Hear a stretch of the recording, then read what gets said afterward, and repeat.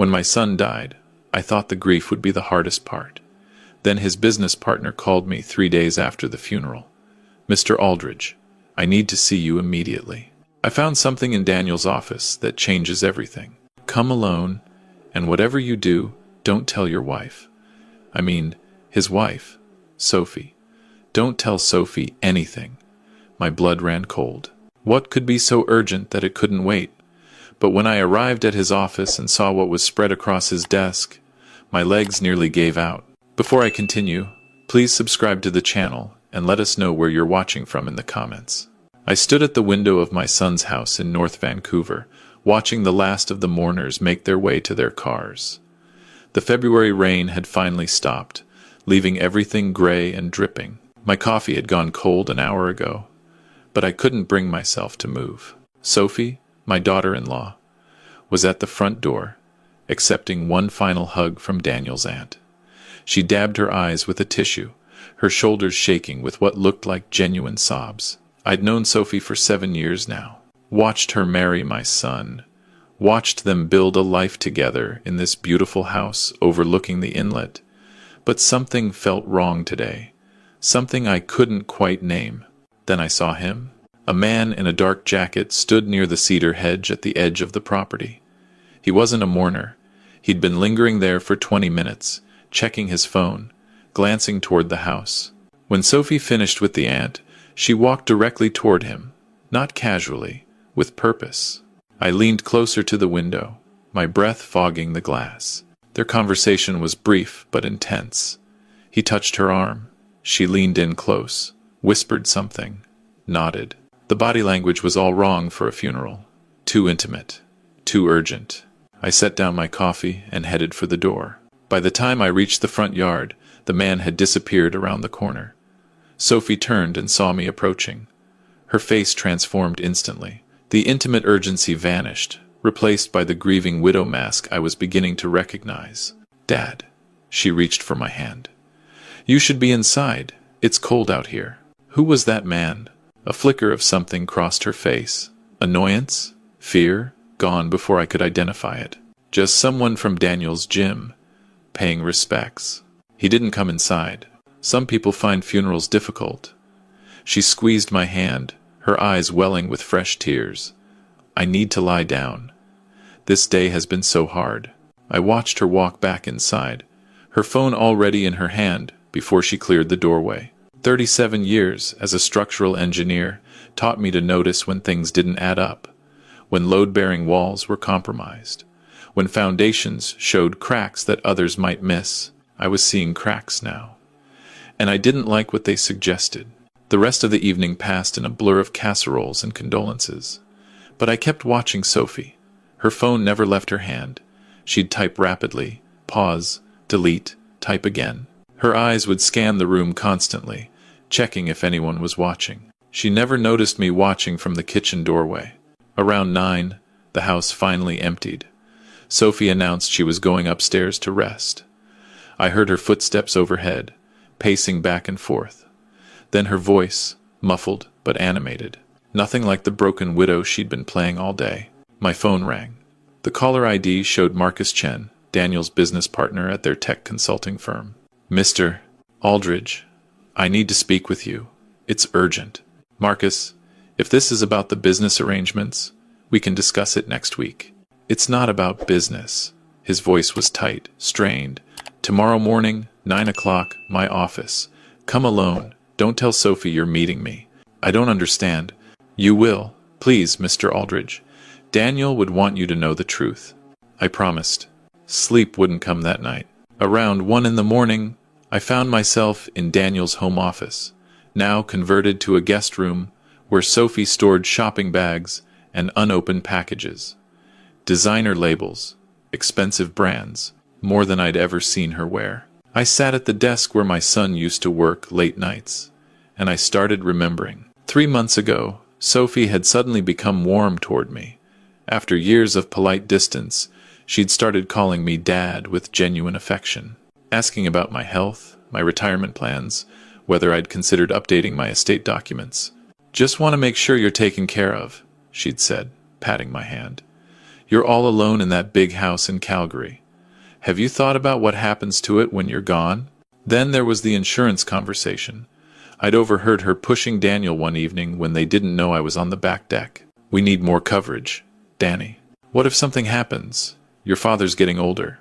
We need to think about the future. Daniel had resisted. He always did with her, at first, but she had a way of wearing him down.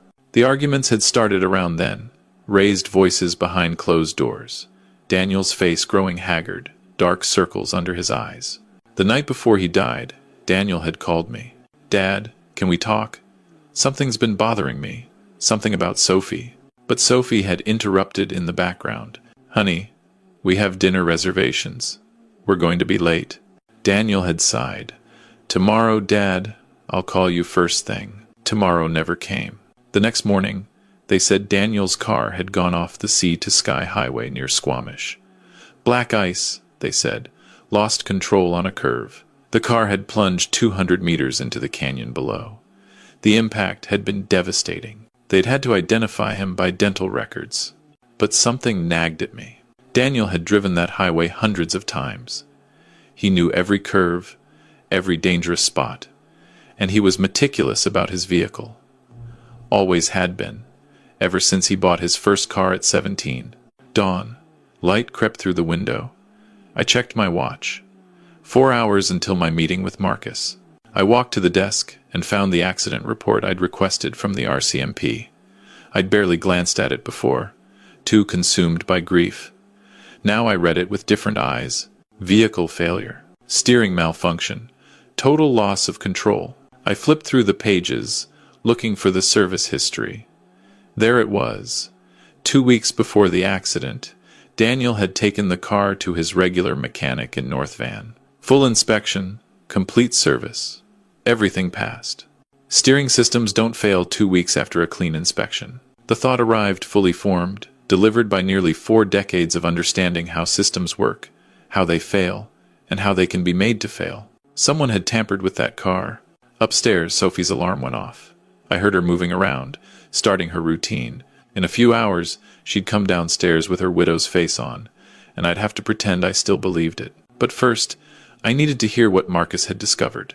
I came downstairs at 7:30 to find Sophie in the kitchen making breakfast.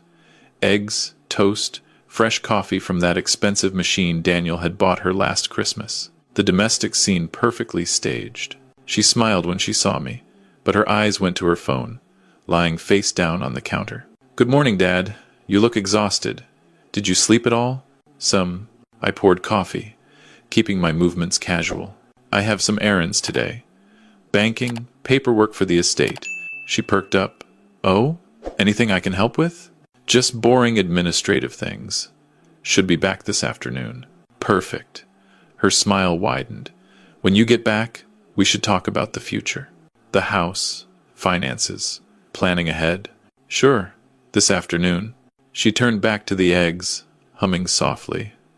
"I'll make us a nice dinner. That salmon you like." I took my coffee to the table, watching her reflection in the window above the sink. The moment she thought I wasn't looking, her face went blank. She picked up her phone, typed something quickly, and smiled. A real smile. Nothing like the careful expression she wore for me. 20 minutes later, I backed out of the driveway. In the rearview mirror, I saw her standing at the window, phone pressed to her ear, laughing. Not a trace of grief. Chen Consulting occupied a glass tower in downtown Vancouver. Marcus's assistant met me in the lobby and escorted me to a conference room on the 15th floor. The view stretched across the harbor to the North Shore Mountains, still capped with winter snow. Marcus entered 30 seconds later, looking like he hadn't slept in days. He locked the door behind him. "Thank you for coming, Mr. Aldridge. What I'm about to show you will be difficult. Just show me." He hesitated, then picked up a tablet from the table. "I should have brought this to you sooner. I kept hoping I was misreading the situation." "Marcus, show me." He tapped the screen. Security camera footage appeared. Their office parking garage, time-stamped 8 days before Daniel's accident. My son paced beside his car, phone pressed to his ear. Even without audio, his distress was obvious. Jaw clenched, free hand gesturing sharply. Marcus adjusted something, and sound crackled through. Daniel's voice, strained and loud. I said, "No, Sophie. I'm not selling Dad's property out from under him. That's insane. He built that house with his own hands." A pause. Sophie's response was inaudible. Daniel's face crumpled. "I don't care about the money. Family isn't for sale, and I'm starting to wonder what else you've been lying about." He ended the call and sat in his car for 15 minutes, head in his hands. The footage showed my son weeping in an empty parking garage. Completely alone, Marcus stopped the playback. This was recorded 8 days before the accident. My throat had closed up. Play it again. We watched it 3 more times. Each viewing revealed new details. The way Daniel's hands shook, how he kept checking his phone, the defeated slump of his shoulders when he finally drove away. Marcus crossed to a wall safe and withdrew a thick envelope. "Daniel left this with me 6 weeks ago. His instructions were specific. Give it to you if anything happened to him. Not to Sophie, only to you." Inside were bank statements with transactions highlighted in yellow. $28,000 transferred in increments over 4 months from Daniel's personal account.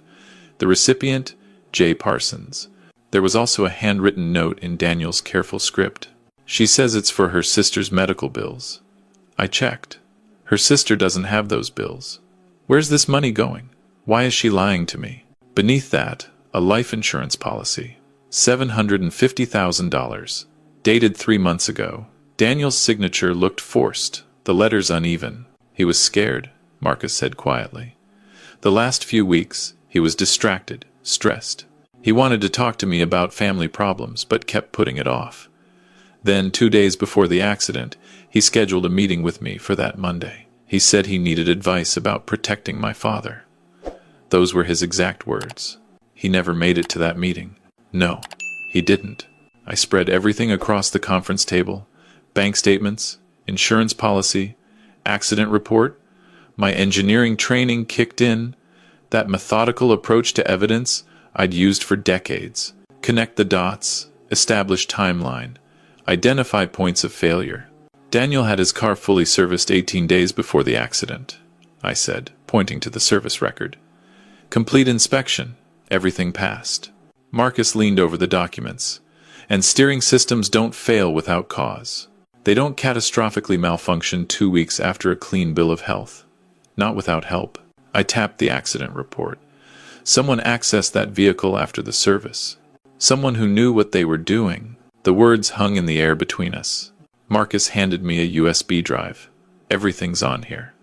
Video, documents, copies of everything in that envelope. He pressed it into my palm. "Keep it safe. What are you going to do?" I looked at the evidence of betrayal spread across the table. The timeline pointing to premeditated murder. Find out exactly what happened. All of it. Every detail. I met his eyes. "And make sure justice is served. Whatever it takes." Marcus nodded slowly. "Daniel was like a brother to me. Whatever you need. Copies, resources, access to anything. You have it. I need to know who J. Parsons is. I'll start digging." Quietly, I gathered the documents, slipped them back into the envelope. The USB drive went into my pocket next to my phone. Evidence, proof, purpose. The drive back to North Vancouver took 40 minutes in midday traffic, but I didn't go to Daniel's house. I pulled into a Tim Hortons parking lot 3 blocks away and sat with the engine running. My phone rang. Sophie. I watched her name flash on the screen until it went to voicemail. A minute later, the notification appeared. I played it on speaker. "Dad, where are you? I thought you'd be back by now. We really should talk about the estate and the properties. When will you be home? I'm making coffee." Her voice was warm, concerned, loving, completely false. I played it twice more, listening for cracks in the performance. There weren't any. She was good. She'd probably been practicing this role for months, maybe years. I pulled out a notebook and started a new page. Listed everything I knew, everything I needed to find out. J. Parsons was at the top, underlined 3 times. Because it was a plan. I was certain now. The insurance policy, the pressure about my Calgary property, the arguments, the convenient steering failure on a mountain highway, the perfect timing. Someone had killed my son for money. Someone had calculated his worth and decided it was higher than his life. And that someone was living in his house right now, probably wondering where I was, probably getting impatient to start spending her inheritance. My phone buzzed. Another call from Sophie. I let it ring out. I opened the notebook to a fresh page and wrote investigation log at the top. Numbered each line, dated each entry. This was no longer about grief. This was about evidence, truth, and eventually justice. I started the car and pulled back onto Marine Drive. But I didn't turn toward Daniel's house. Not yet. I had work to do first. I drove straight to the RCMP detachment in North Vancouver. The accident report listed Constable Amanda Walsh as the investigating officer. I needed to know exactly where the official case stood. The detachment smelled like old coffee and pine cleaner. Walsh met me in a small interview room, her uniform crisp, file folder tucked under her arm. She looked young but competent. "Mr. Aldridge." She shook my hand. "I'm very sorry about your son." I sat, placing my own folder on the table. "The steering malfunction. Your report confirmed that." Walsh opened her file. "Confirmed, yes. Catastrophic failure, leading to total loss of vehicle control. He had the car serviced 18 days before. Full inspection." Walsh sighed. "I know. I saw the records. But proving deliberate tampering without forensic evidence of tool marks or chemical interference." She shook her head. "It could be anything. Manufacturing defect, road debris damage, metal fatigue. The vehicle was destroyed in the fall. There's nothing left to examine." "You don't believe it was an accident." "What I believe doesn't matter, Mr. Aldridge. I need proof. Without it, there's nothing I can do. I'm sorry." I left the detachment with exactly what I'd expected. Sympathy, but no action. The system had limitations. I didn't. 2 days passed. I played the grieving father at Daniel's house while my mind catalogued every detail, every inconsistency. Sophie continued her performance, bringing me tea, asking about my day, slowly circling the topic of my Calgary property like a patient predator. On the third day, I visited Daniel's mechanic in North Vancouver, West Side Auto. The owner, Gary, had serviced Daniel's vehicles for years. Gary's face fell when I introduced myself. "Daniel. Man, I'm so sorry. He was a good guy. Always on time, never questioned the work. I need to ask about his last service. The steering components." Gary's expression shifted. "Let me pull up the records." He led me to a cluttered office, typed into a computer. "Here. Full service 18 days before the accident. I did the work myself, checked everything. Power steering, tie rods, rack and pinion. That car was solid. Was that the last time you saw the vehicle?" Gary scrolled through the screen, then stopped. "Actually, no. His wife brought it in about 3 weeks before that service. Said it was for a noise check. Daniel hadn't scheduled anything. I called him to confirm. He seemed confused but said to do whatever she wanted. My pulse quickened. "What date?" "January 14th. "Why? Did she come alone?" Gary leaned back, thinking. "No. Now that you mention it, she had someone with her. A guy. Hang on." He stood, motioned for me to follow. "We keep security footage for 90 days. Let me check." In the shop's surveillance room, Gary rewound digital footage to January 14th. There was Sophie's white SUV pulling into the lot. She emerged from the driver's side. From the passenger side, a man. Late 30s, athletic build, confident walk. "Who is that?" I asked. Gary leaned closer to the screen. "I don't know him, but he seemed comfortable around cars. Asked a lot of questions about the shop, our security, whether we had cameras in the service bays." Gary paused. "We don't, by the way. Just the lot and office."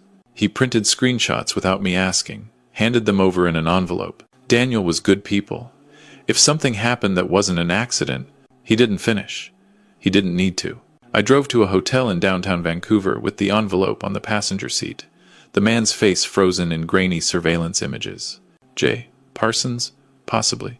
Someone connected to Sophie? Definitely. A person who'd asked specifically about camera coverage in the service bays, where a car's steering system could be accessed.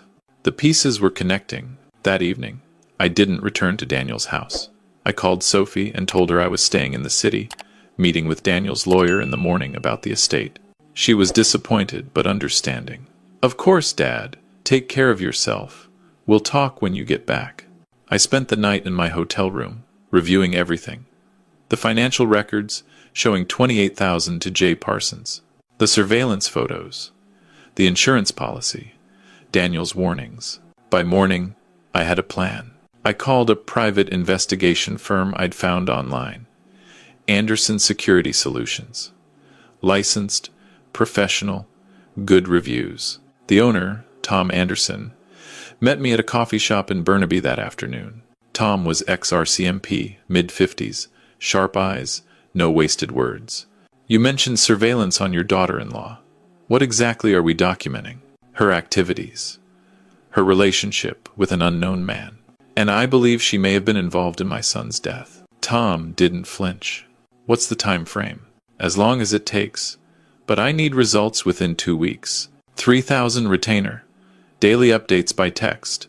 Photos, video, audio where legally obtained." He met my eyes. "If she's meeting someone regularly, I'll have proof within a week." I wrote the check without hesitation.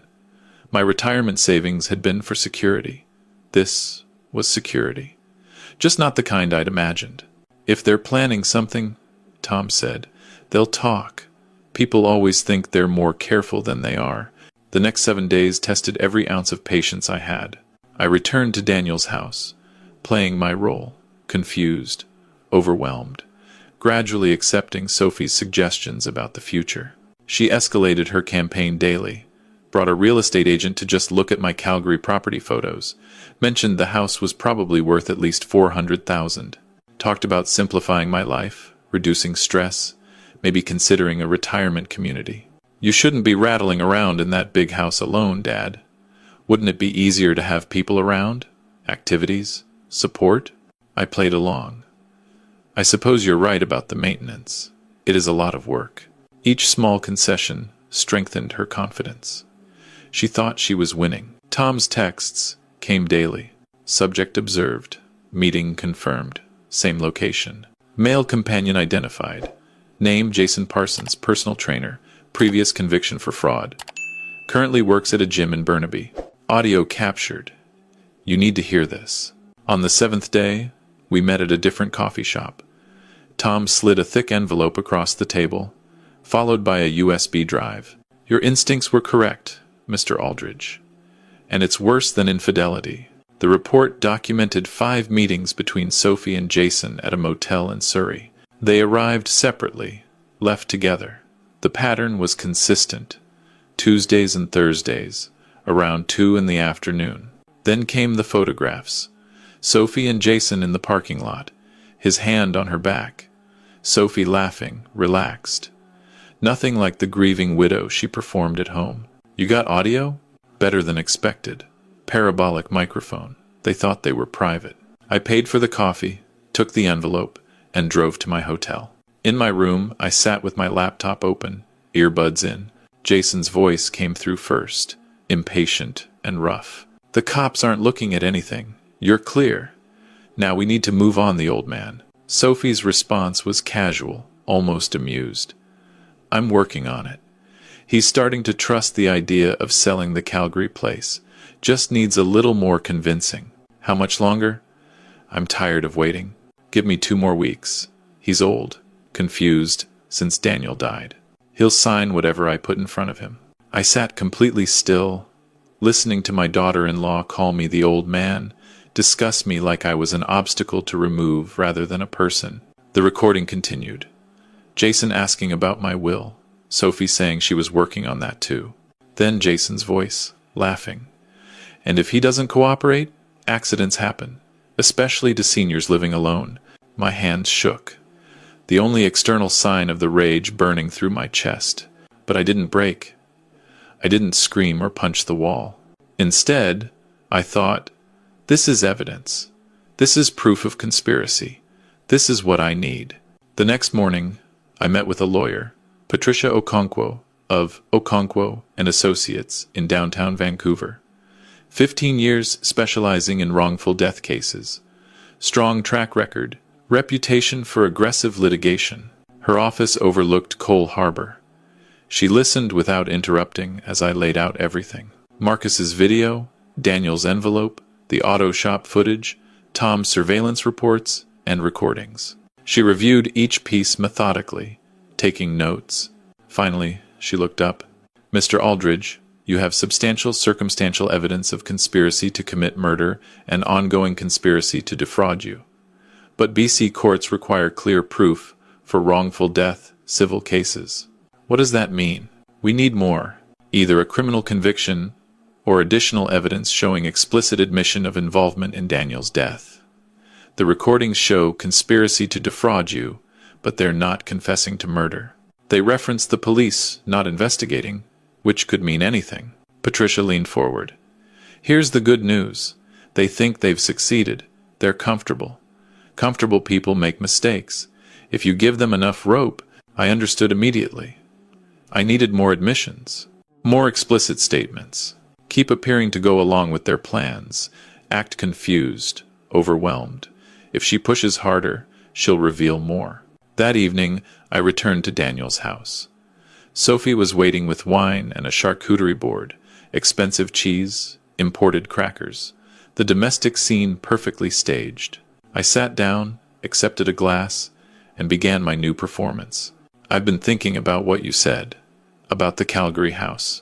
Sophie's entire posture changed, attentive, eager. Oh, Dad, I'm so glad. It really would be for the best. I'll need help with the paperwork. Lawyers, transfers. I don't understand half of it anymore. Of course. She could barely contain her satisfaction. I know some excellent people. They'll handle everything. You won't have to worry about a thing. Every word was being recorded by the device Tom had provided, hidden in my jacket pocket. Small, professional grade, impossible to detect. I nodded slowly, playing exhausted. All right, let's start looking at it next week. After she went to bed, triumphant and satisfied, I uploaded the recording to secure cloud storage. Her eagerness was documented, her manipulation captured in digital clarity. 2 weeks later, the forensic accountant I'd hired, a specialist named David Park, requested a meeting.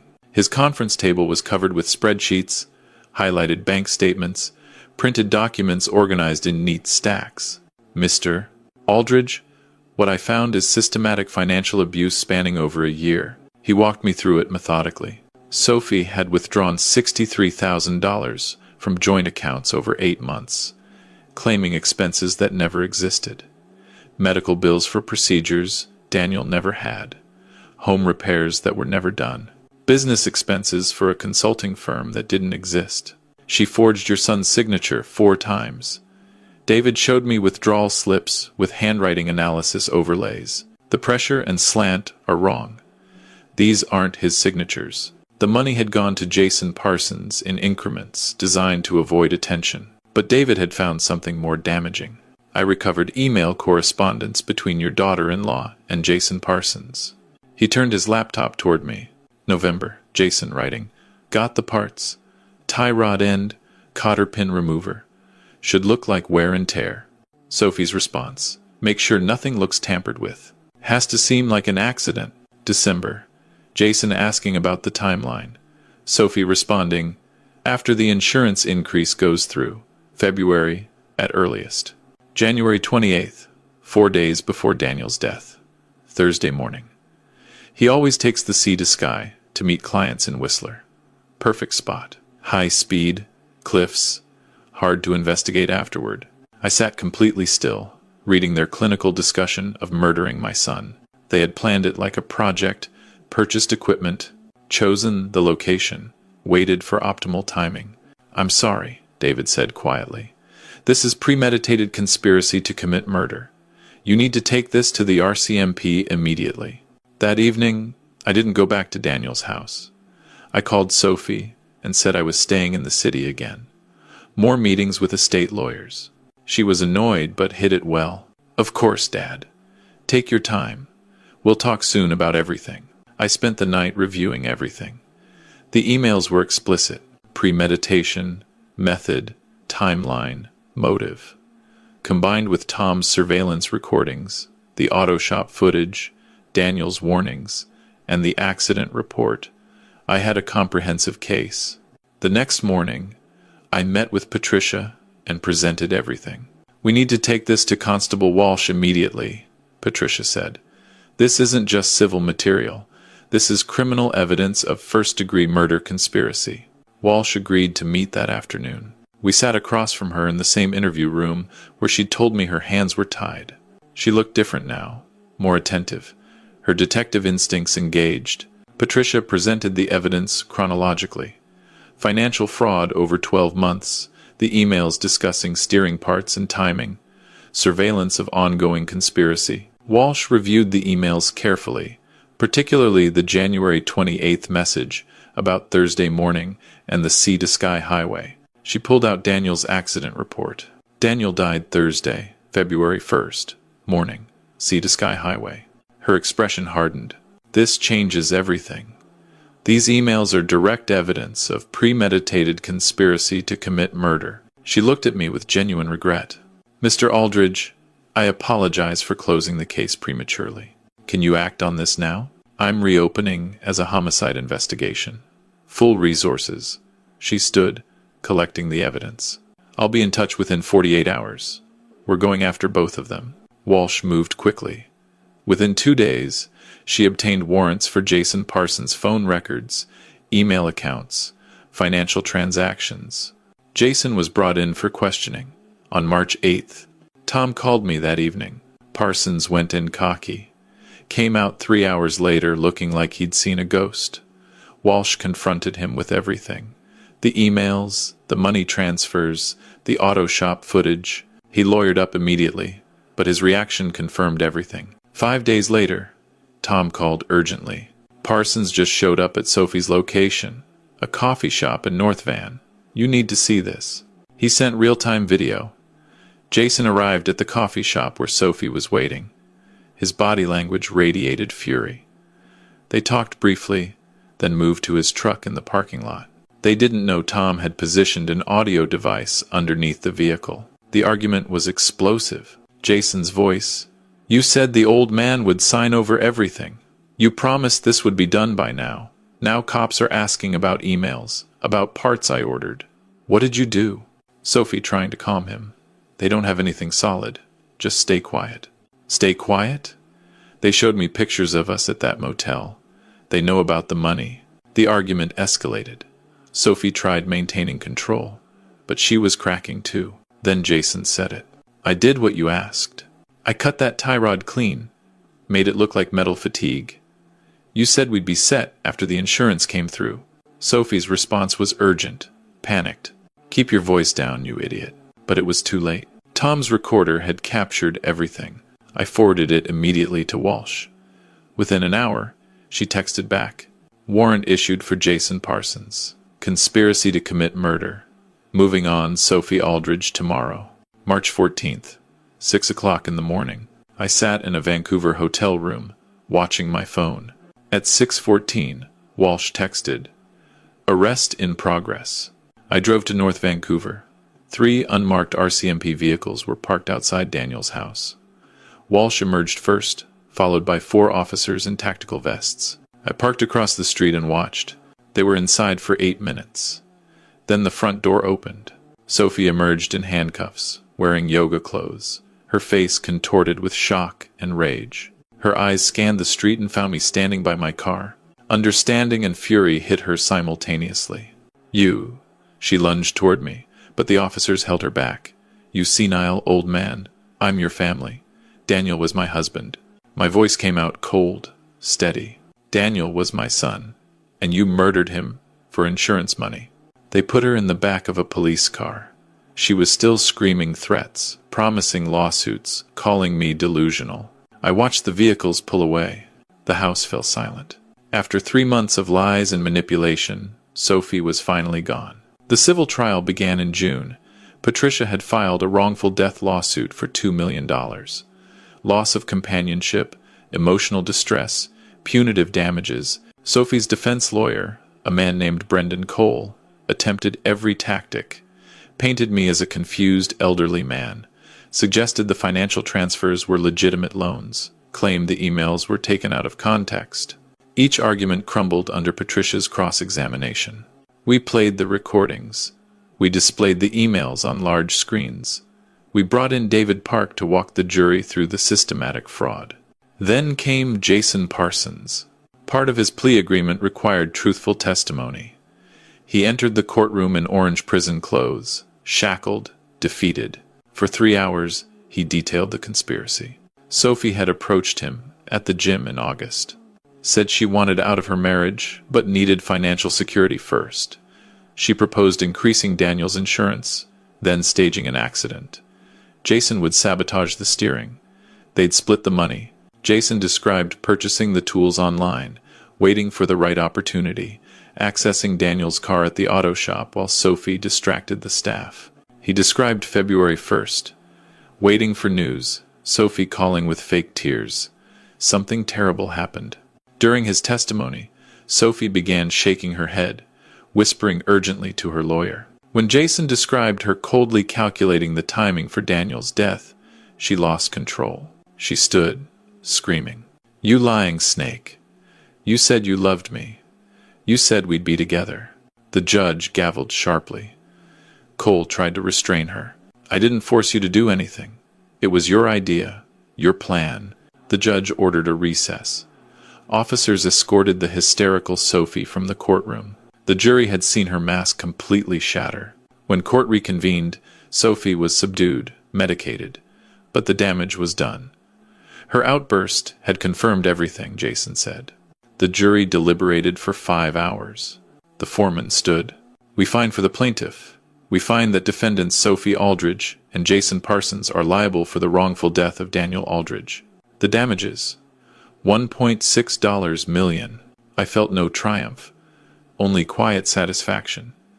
Justice had spoken. The criminal sentencing followed in September. Jason received 18 years for conspiracy to commit first-degree murder. He'd be nearly 60 when released. Sophie's hearing was the same day. She appeared in prison clothing, thinner, older than when this began. The judge asked if she had anything to say. She read from a prepared statement. "I'm sorry for what happened. I made terrible choices. I take responsibility." The words were hollow, coached, devoid of genuine remorse. The judge wasn't fooled. "Mrs. Aldridge, you orchestrated your husband's murder for financial gain. You showed no mercy to Daniel Aldridge. This court will show you none. 22 years in a federal penitentiary without possibility of parole." The gavel fell. Sophie was led away. She didn't look at me. That evening, I drove to the cemetery in North Vancouver, where we'd buried Daniel. His headstone was simple granite. Daniel Thomas Aldridge, 1986 to 2024. Beloved son. I stood before it, hands in pockets, and spoke quietly. "It's done, son. 22 years for her, 18 for him. They won't profit from what they did. I made sure of that." A February rain began to fall, soft and cold. "I know it doesn't bring you back. Nothing can. But your death mattered. Justice was served." I placed my hand on the cool granite. "I love you. I always will." The next week, I flew back to Calgary, to the house I'd built with my own hands 40 years ago. The house Sophie had tried to steal. Marcus called to tell me he was establishing a scholarship at UBC in Daniel's name. The Daniel Aldridge Technology Ethics Award, for students who showed integrity alongside talent. I thanked him. Daniel would have liked that. 8 months ago, I stood at the window of my son's house, watching Sophie whisper with a stranger at the gate. That was the beginning. Now it's the ending. Justice has been delivered through proper channels. Sophie will spend the next 2 decades in prison. Jason as well. The conspiracy they built has been completely dismantled. Daniel's death has been answered within the law, through evidence and testimony and jury verdict. I don't feel triumph. Revenge stories suggest satisfaction, catharsis, closure. I feel none of those things. I feel tired. I feel older. But I also feel that I kept my promise, to find the truth, to make sure justice was served. Daniel's life mattered. His death had consequences. That has to be enough. I sit on my back deck in Calgary as the autumn sun sets over the Rockies. My phone shows a message from Patricia. Final paperwork for the civil judgment. Official closure of the case. I'll read it tomorrow. Tonight, I just sit with Daniel's photo album on my lap, looking at the house I protected, the home he grew up in. Life continues. The pain of loss doesn't vanish with justice. But knowing the truth, seeing accountability delivered, provides something. Not peace exactly, but the absence of war. The fight is over. Daniel's killers have been punished. Tomorrow, I'll wake up and continue living, carrying my son's memory, knowing I did everything a father could do. Justice, imperfect and painful, has been restored. And somehow, that will have to be enough. If you enjoyed this story, please like this video, subscribe to the channel, and share your thoughts in the comments. To hear the next story, click the video on the left. Thank you for watching.